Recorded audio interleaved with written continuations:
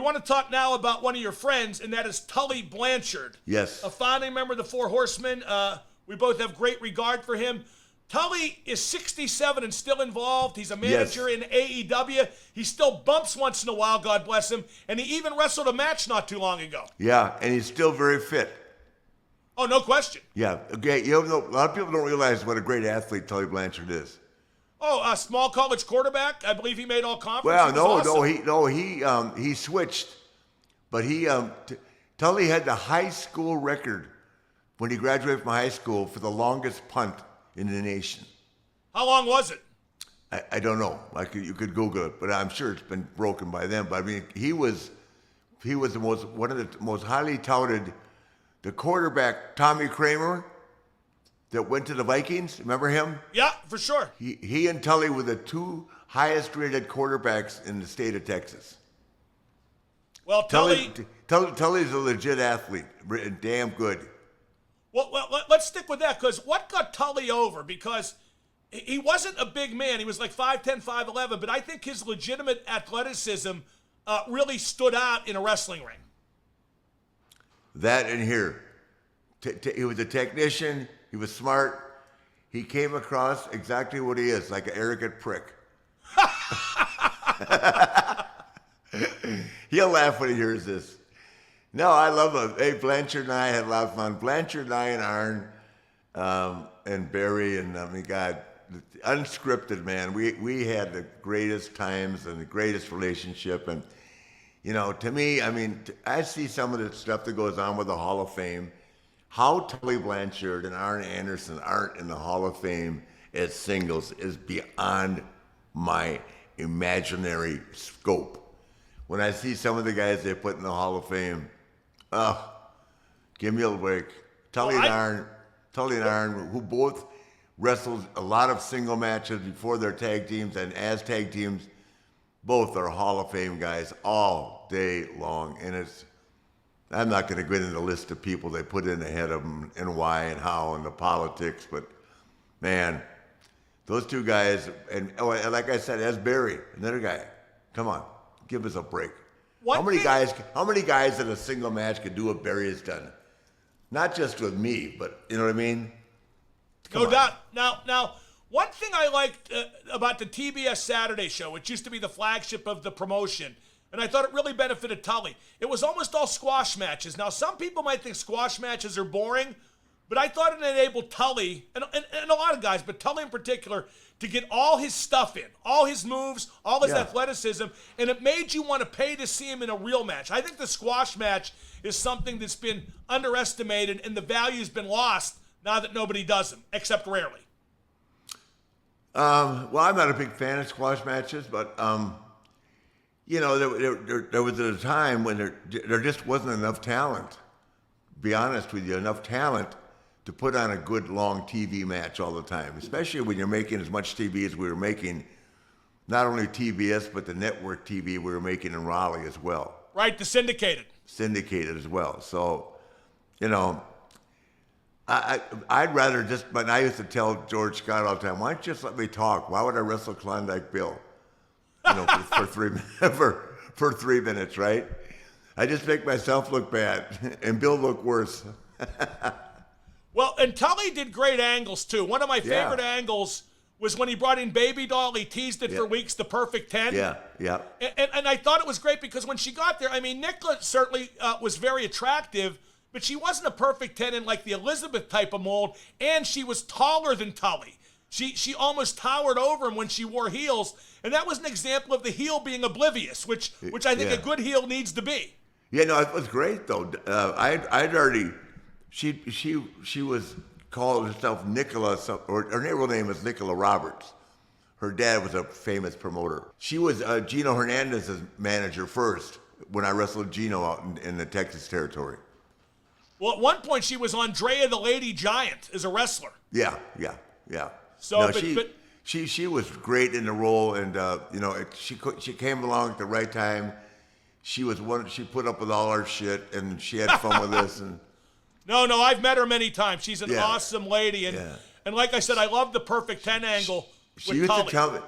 I heard her on a podcast where she said Ric Flair would drink a lot. Wow, that's breaking news. Somebody call the New York Times. No, I love Nicola. When I see her, we're always very friendly and very cordial. Anybody that ran with us back in those days, man, deserves a Medal of Honor. Hell, we had a limo driver die on us in Chicago the day after we left town. I almost died a couple times after you guys left town, too, so that wasn't exactly a unique club. Now, Tully was already over before his feud with Magnum TA, but I thought that feud put Tully over the top, and I thought that I Quit match was just legendary. Oh, phenomenal. I mean, you look at the body of work that some of these guys have put in. I mean, I just spoke with Terry over the Christmas holidays, and that such a terrible, terrible accident to be in. All he was just getting rolling. Speaking of a guy that was going to be the NWA champion, I think he had a good shot at it too. Yep. We were talking about DiBiase last week, but Terry Allen was right there in line, and Terry was fun to work with, had a great attitude, and boy, he paid the price to get in the business too. He came down to train in Charlotte with Buzz Sawyer, and the Sheik was there, Khosrow was there then. They and Gene Anderson, they beat the shit out of Magnum. I think he almost quit twice, and he had actually wrestled at Old Dominion, so he was a pretty good amateur wrestler. But when you're breaking into business back in those days, man, we didn't care if a guy could sit out or do the Granby roll. You wanted to get into business, you got the shit beat out of you. Well, this is no knock on any of the other members, but when I look back at the history of the Four Horsemen, I think the person who most embodied the look and the lifestyle was Ric Flair, and I think number 2 was Tully Blanchard. I really do. I think as a Horseman founding member, and the way he talked and the way he acted, the way he dressed, the way he lived, I think he's number 2 behind Ric Flair. I don't want to. Well, I certainly would agree that he was great. I don't want like putting the guys in order of greatness. Oh, no. I'm not saying in order of greatness. I'm saying in order of having a night on the town, looking the part, dressing the part. I mean, certainly, absolutely. He loved nice clothes too. I thought he meant, Tully had no problem. To this day, I get a note from Lynn Congers. I want you to keep this in here, Steve, so I can send this to him, thanking me because we've been buying clothes from Lynn since 1981. Now where's that located, Nate? Where's Taylor, Richards, and Congers. It was Michael's in Kansas City, as you guys know. I bragged about that. Yeah. Taylor, Richards, and Congers. Now it's I buy him something else. This guy I'm buying clothes from now is so ridiculously expensive. It's insanity. But I got to be the Nates, man. I can't stop Nating.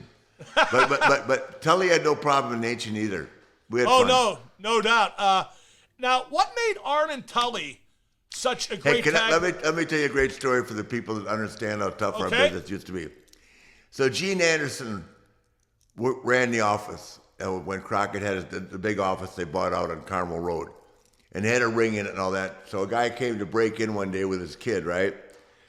And Gene said the kid had a mask on, and so Gene says, "Okay, what do you want to do?" So my son wants to be a wrestler. What does that mean? Tell him to take out the mask. But the kid wouldn't take the mask off.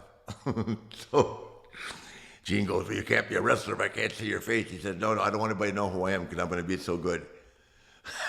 So they took him back in the back. You can only imagine. I mean, tell me. You're going to tell Gene Anderson, you're a 22-year-old kid, you're not going to take the mask off, but you want to be a wrestler? I'm going to guess it was Probert and McSorley at their best. Except it was just Probert against this guy. I was going to say it was Probert in a squash match like we were talking about before. Wow. That is a bit more accurate. I will not take off the mask because I'm going to be so great. I want no one to know who I am. Now, what made Arn and Tully so great as a tag team? Because some would say, and I might agree, that they're the best tag team of all time. Because as you mentioned a moment ago, Nate, they were primarily singles guys before they got together, although Arn certainly worked with Ole for a time, too. Mm-hmm. I think, like I said, it used to be Ray and Nick, but I think Tully and Arn are arguably the greatest tag team. And once again, going back to its Hall of Fame status, which I don't know how that works anymore, because it's not. They're not giving enough recognition to the guys that the word great would apply to. I thought the best tag team I'd ever seen. I mean, as I tell you now, I like the Usos now. I like the kids, FTR, but FTR, they grew up idolizing Arn and Tully. They had a lot of influence. I mean, you could take the Midnight Express and all these great teams, and but I don't think you're going to find a better team than Tully and Arn. And they understood it. They were much better. They were much better together than me when I would sub for one of them. That makes sense. I was not a good tag team wrestler. Well, yeah, because a lot of guys, Nate, Arn and Tully wrestle like a tag team. Exactly. That's the strength of like FTR, the Usos as well. Whereas sometimes you throw two guys together, it's just in a match 4 guys wrestling. Does that make any sense? Absolutely. There's not that continuity, cohesion, teamwork. No. It's not the same. No, Tully and Arn fed,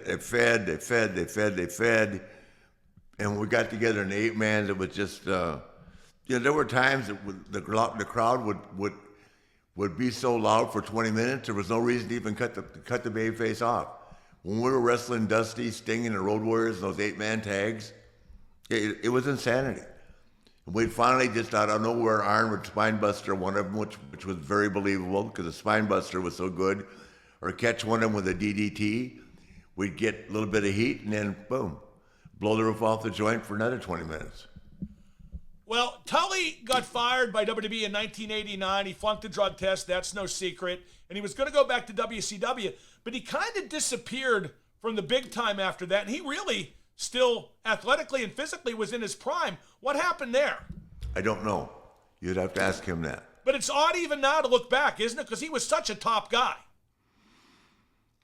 Oh, yeah, it was for sure. I just think, he got into ministry, and as a couple of the guys have, and look, Nikita took an early exit too. And when I was in the office at WCW, I told, I can't remember whether it was Jim Hurt or Eric, I said, if you bring this guy back and he puts the weight back on and he comes back as Nikita that I knew, he can draw you some money, but he just declined it and said, appreciate the offer, but I don't want to. I don't want back in the business. Some people, they get to a plateau and when they walk away from it. My problem is I never got to that plateau. I still like it. Now, but Tully's doing a hell of a job right now over at AEW. Yeah, I wish they'd let him talk more.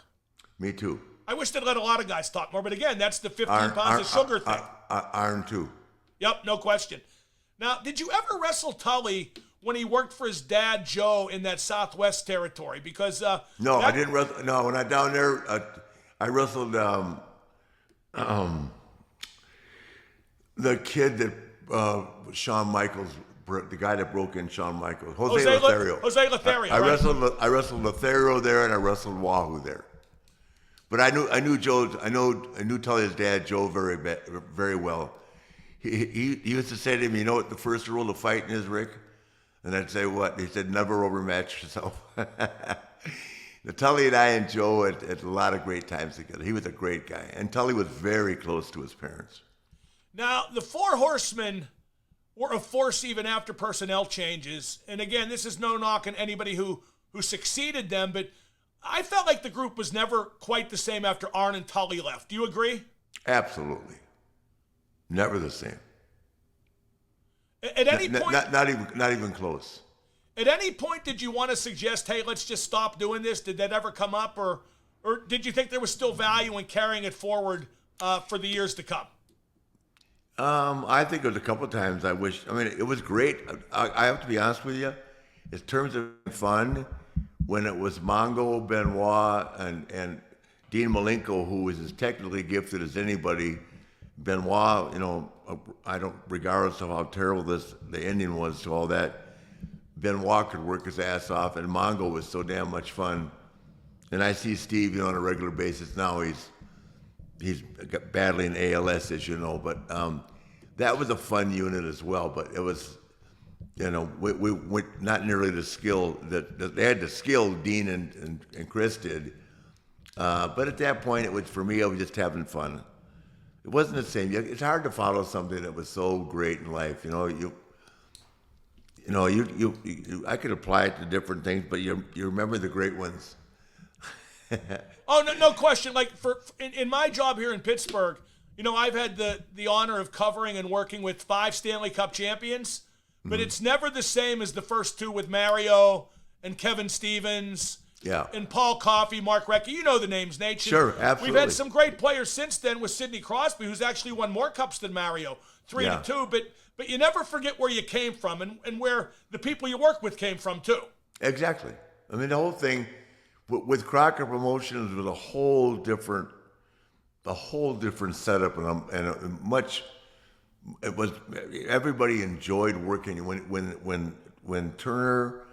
As good as it was, as much as it helped out Jimmy and David and Francis and Jackie to get out from the debt, with Turner, it just turned everything around. When Jim Hurd came in, he might as well have, he virtually destroyed anything that we'd ever done in the NWA.